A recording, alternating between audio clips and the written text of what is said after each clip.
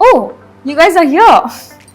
I often get asked this question, what are some of the beauty products in your makeup pouch?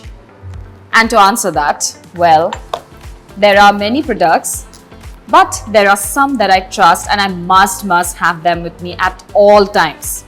And those would be, first of all is the Just Smoky Kajal. It makes smoky eyes so achievable in seconds. I use it as an eyeliner and eyeshadow too.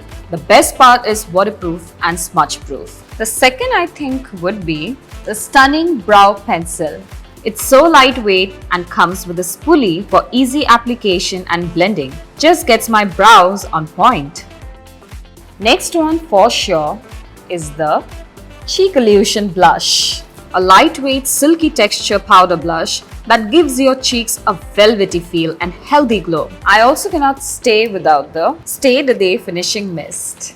It's a makeup fixer plus makeup toner that sets my makeup and keeps it fresh all day long. And last but most important is the Sinful Matte Lip Color. The texture is so soft and love the payoff of this lipstick as well. These are my must-have beauty products. Do tell me in the comments below what are yours and if we have the same ones. Touche, sisters!